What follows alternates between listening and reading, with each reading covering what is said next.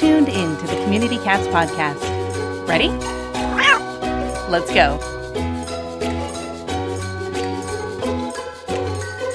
Welcome to the Community Cats podcast. I am your host, Stacy LeBaron. I have been involved helping homeless cats for over 20 years with the Merrimack River Feline Rescue Society. The goal of this podcast is to expose you to amazing people who are improving the lives of cats. I hope these interviews will help you learn how you can turn your passion for cats into action.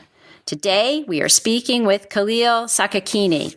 Kaleel is a relationship coach and also an animal communicator practitioner. Kaleel, I want to welcome you to the show. Thanks, Stacy. A pleasure to be here. So how did you get started working with animals? Well, there was always a deep love for animals, a deep respect for who they were, the beauty that they brought into the world, the mystery of their existence, and the sense that they were very wise creatures. And then we had a very lovely and very beautiful black cat who just simply exuded the kind of creative energy that made the world a better place. And we developed a deep relationship to him. And when he passed, it was a very complex passing. And at the same time, his spirit was just incredibly awesome. And even the people at Angel Memorial now have a picture of him in their room, in their heart center.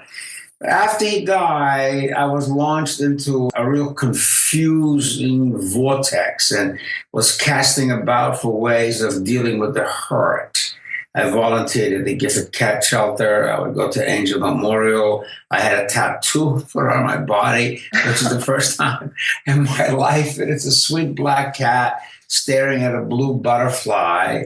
And then I took a sort of strange step and explored the world of animal communication, which once I stepped into it, it was impossible to step back out. The only recourse was to go further and deeper and expand your awareness and your intuitive self as you learn the skills of interspecies communication. Where did you learn how to become an animal communicator? Well, we hired a couple of animal communicators to find out whether our remaining cat, our remaining animal companion, we don't call them pets, by the way, we call them animal companions, whether she was ready for another companion, another cat. And once I hired this communicator and I watched the way they work, I said, this is really interesting. What they're doing is giving vocal form and physical presence to what my heart was always expressing. So I stumbled upon a great teacher, Nancy Windhart, and she is one of a handful of, I call them master mentors, who really run workshops online and offline in animal communication. Penelope Smith sort of was the grandmother of all of this, and it was in 1978 she coined the term interspecies communication. So Nancy and I clicked, and I spent 12, 13 weeks studying with her. And that was the formal process, which has continued through various seminars in our own private closed group on Facebook, where we test our skills and share our successes and our failures with our colleagues. And how have you used animal communication in practice? Well, let me step back a bit. Some people may wonder what it is. It's based on the idea that, and you're seeing it now with a new world energy taking place and people talking about one Earth, one Mother Earth, one globe, we are all one. Well, if you take that idea literally and you roll that down the hill a bit, you end up believing that we are in fact all one. And if you don't pay lip service to that and you look at what that means, it means if we are in fact all one, why then can't we all communicate with each other? Why can't we communicate with an animal companion, with a tree, with a plant? Why can't dogs and cats communicate with each other?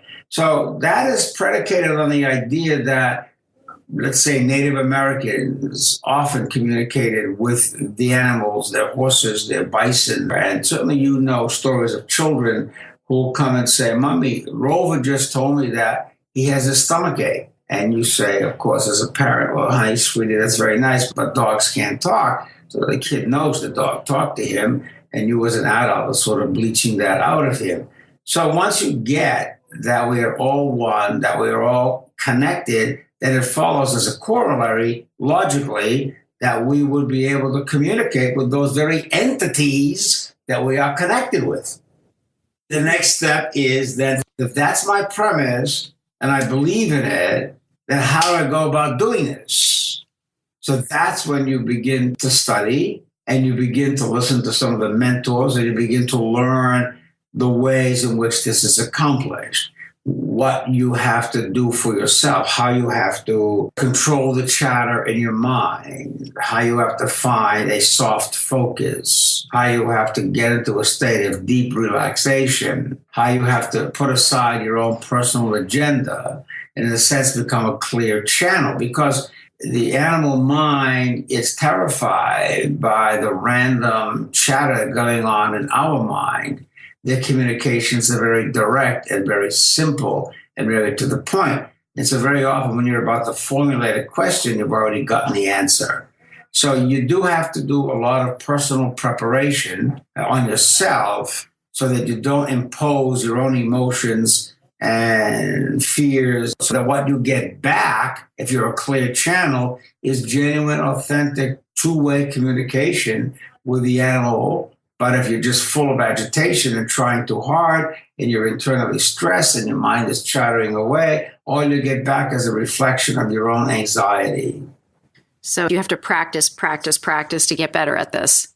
I'd be interested to hear more about your experience in volunteering with the Gifford Shelter. And did you use any of these skills when you were there? You know, it's a funny thing because Rachel Geller, whom you know, who's been on your program, is a magnificent behavioral specialist. She's one of the few liberal, open-minded people who wanted me, in fact, to give a workshop in two-way animal telepathic communication. And Gifford didn't want that. I don't know whether they thought it was too woo-woo out there.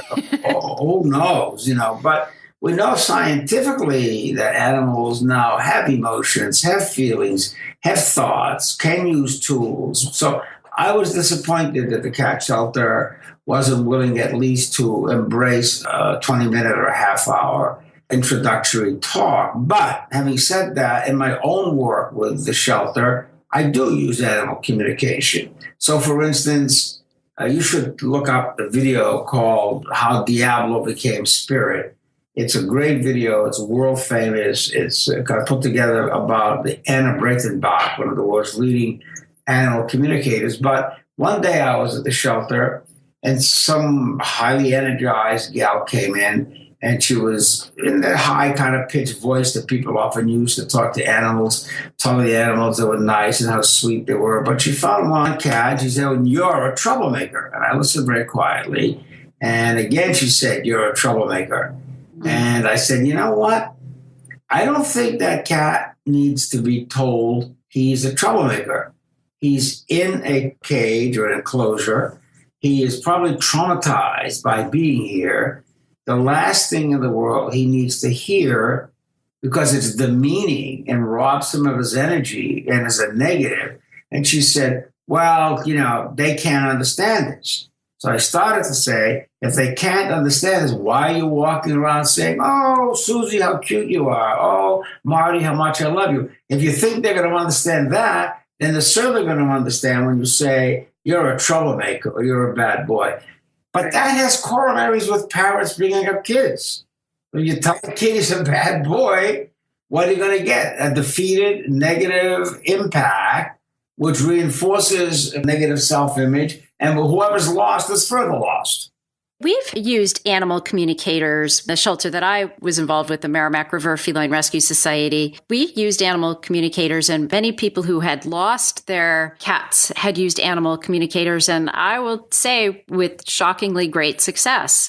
And it's been very, very helpful. We actually used a communicator when we moved into our first adoption center that we bought. It was a ranch house that a couple had lived in, and we used a communicator there to help create better energy in that space. It was a very stressful move, moving everybody in there, and we had done some renovations and stuff, and we just felt that the adaptation process was a little bit off kilter. So we had used pretty much everything that we could find to try and settle the energy in the space. And it seemed to work. It seemed to help, at least. We all settled in. But the lost and found component of animal communication I find extremely interesting. Have you ever done any of that? No, I don't think I'm good enough to do that yet. And even some of the masters or mentors won't do it because it's a very slippery slope. For instance, animals leave their home for many reasons. Not all that are lost want to be found, so to speak.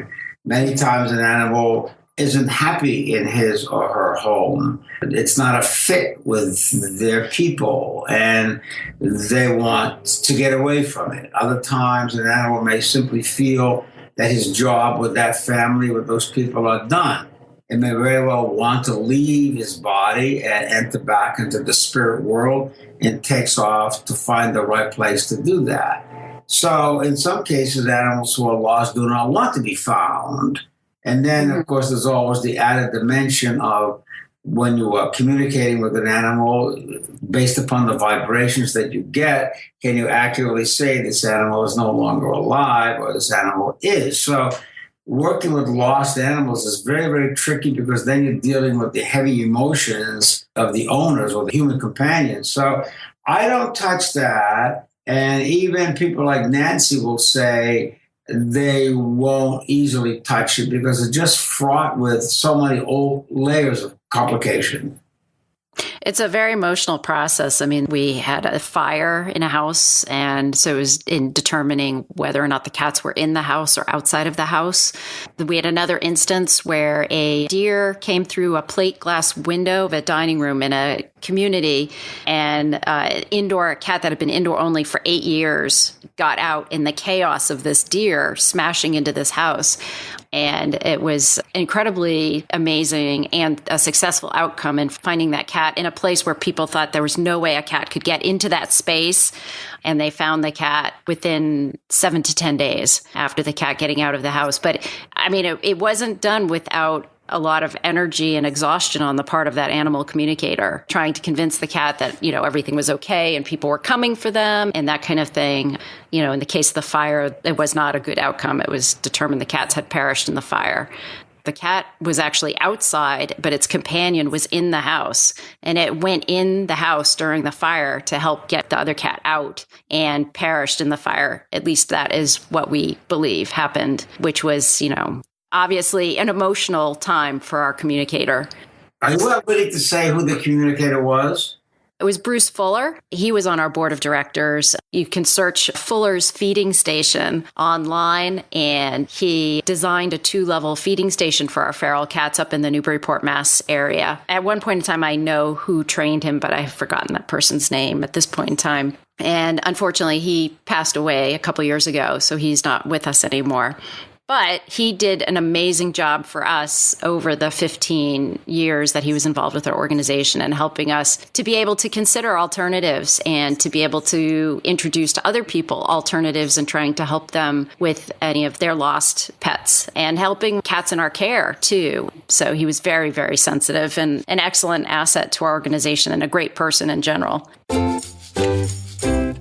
And now let's take a moment to listen to a few words from our sponsors. Ready to make a big difference for cats in your community? We've got an exciting opportunity that can jumpstart your efforts. The Community Cats Podcast has launched Community Cats Grants. When you qualify for this innovative program, you'll gain valuable knowledge about how to raise funds for your spay-neuter efforts. Plus, we'll match the funds you raise up to $1,000, doubling your ability to make a difference for cats. Fundraising doesn't have to be scary. We'll be with you every step of the way. Check it out. You can find all of the details on the Community Cats Podcast website under our education menu. Let's join forces to make the world a better place for community cats. Now, it's interesting that Penelope Smith's books, as I said, she was the pioneer in all of this. And sometimes when you read her books, you really start to doubt your own sanity or you doubt her sanity. And they don't know where you are, but it continues to unsettle your wisdom and your peace of mind. But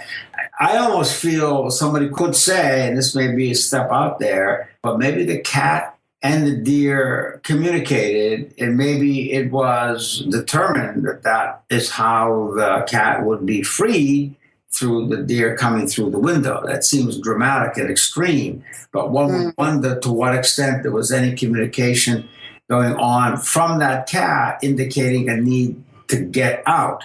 But you're saying the fact the cat went back in, is that right? Oh, no, that was two different stories. So one was when the house was on fire, the cat went back into the fire, but the deer story, the cat didn't go back in. The cat ran out because the police came into the house to corral the deer, get the deer tranquilized or whatever. So this happened about 13 years ago. So it was a long, long time ago. You know, I'm sure that people are better at directing deer away from houses and that kind of thing. I mean, I think that they were chasing the deer and the deer was just panicked and spooked and just reacted in that way. Yeah, back again to your question about the shelter. So often we find that shelters do a great job, and I don't know what your shelter's kind of function is, but so many of these cats wonder why they're there, and we never explain why they're there. They spent 7 years in a house or 10 years in a house, and then all of a sudden they find themselves in a shelter, and the emphasis is on adopting the cat. We've got to get these cats adopted, but there are so many steps in between, like how do you know what kind of home that cat really wants to go into? It's a huge, huge question, and I'm sure it's one that we could talk about for another hour and a half, but unfortunately, we're coming short on time. Kaleel, if there were people interested in finding out more about what you do and the programs that you offer, is there a way for them to reach out to you? Yeah, I remember also that this began as my primary function as a relationship coach, helping relationships grow and develop. So the website would be theothermecoaching.com. That's all one word, of course, theothermecoaching.com. And because I find when I use animals in personal and emotional and couple coaching, it breaks down barriers and I can get closer to the issues that I ever could with just words and logic. So at least people, your listeners, could start there, get a sense of who I am and what I do, and they can communicate with me by way of the email on the website. Kaleel, do you have any last thoughts that you'd like to share with our listeners? Yeah, just 2 or 3 quick ones. Try to avoid the word pet because your animal companion is a companion. When people talk about sending the dogs to obedience school, let's back off from that term. Let's talk about sending them to maybe a training capacity where we can all learn to live harmoniously together. So you're training the person, not the owner, the person, and you're training the animal not to be obedient, but to be responsive in a way that brings health and good energy to the family. Kaleel, that sounds great. So I want to thank you so much for agreeing to be a guest on my show, and hopefully we'll be able to touch base again in the future. Stacy, you're the best. Thank you very, very much for making the time for me. Thanks for listening to the Community Cats podcast. If you could go to iTunes and review the show, we'd really appreciate it. When you do, take a screenshot of your review, go to communitycatspodcast.com/review and enter your information and we'll send you a t-shirt. While you're there, don't forget to check out all the ways you can support the content you're passionate about. Thanks, everyone.